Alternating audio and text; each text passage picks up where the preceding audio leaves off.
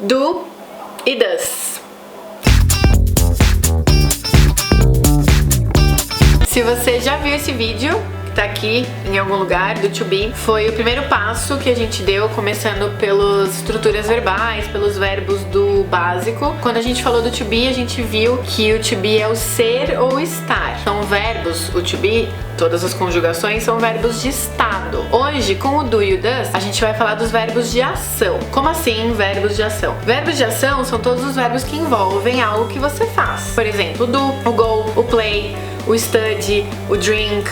Todos esses que você vai começar a ter mais contato conforme você for estudando inglês são action verbs. E os action verbs funcionam muito parecidos com o to be, mas não. Tem algumas coisas que são diferentes e é isso que a gente vai ver hoje. Se você for pegar um verbo, escolhe um verbo aí, escreve no seu papelzinho de estudo. Pode colocar um verbo como, por exemplo, o verbo study, já que você está estudando inglês. Esse verbo study, você vai usar ele sozinho, ele simples e puramente, quando você for falar de uma rotina, uma coisa que você faz sempre, um fato da sua vida. Então, o que você pode falar hoje é que você estuda inglês. Como você falaria isso em inglês? I study English. É um fato, uma rotina que você tem. I study English. Essa já é a forma, já é o molde da nossa afirmativa. Quando eu tiver um verbo de ação na afirmativa para falar de rotinas ou fatos sobre a minha vida, eu coloco o sujeito, o verbo simples e o complemento. I study English. Só que quando a pessoa que estiver falando, quando você estiver falando do she, do he e do it, que é a terceira pessoa do singular, esse study vai ter um S depois. Ficar she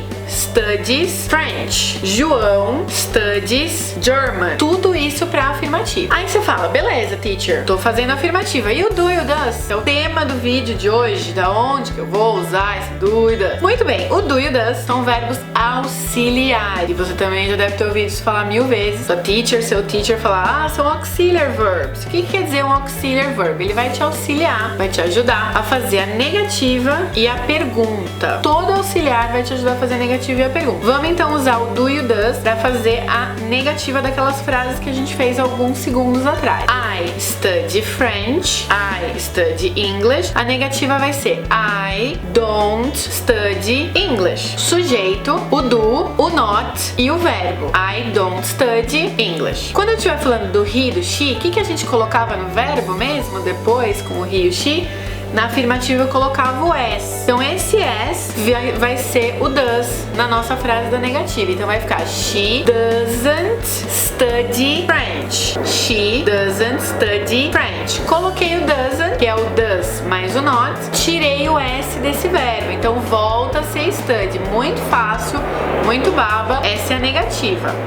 A pergunta nada mais é do que a mesma coisa, mesmas regras, só que esse do e esse does vão lá pra frente, pulam pra frente do sujeito. Isso é uma regra de todas as perguntas em inglês. O que for pergunta, tem alguma coisa que pula lá pra frente. Isso a gente vai falar até o último vídeo de gramática aqui do canal. Como que fica essa pergunta? Se eu for falar da afirmativa I study English, a pergunta vai ser do I study English? Se for you study French, a pergunta vai ser do you study French? Só colocar o do ali na frente. Se eu estiver falando do he, she, it, se eu estiver falando da Maria, do João, do Mateus, da fulana, esse does vem pra frente. Does she study German? Does she study German? Does João study cooking? Sei lá. Então, esse does vai lá pra frente e o S some do study de novo. É só colocar o S porque o does já tem o S. Não precisa repetir esse S no verbo. Com esses 6 exemplos que a gente fez durante o vídeo, você pode voltar, anotar tudo isso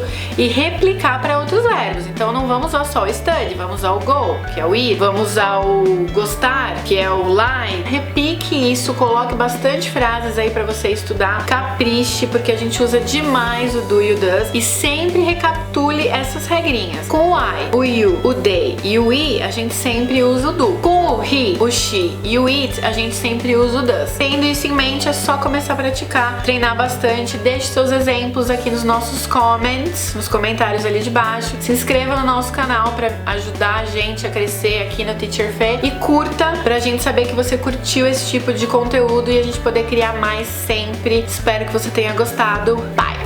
Expression of the day.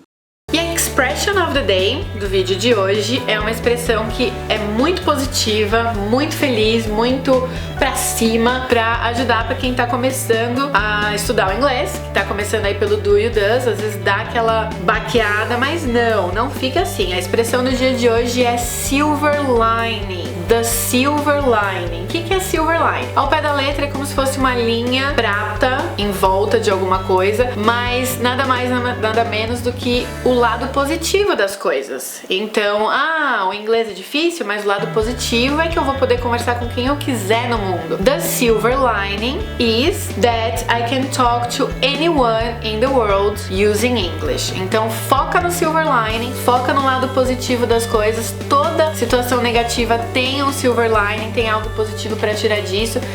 Use bastante and bye!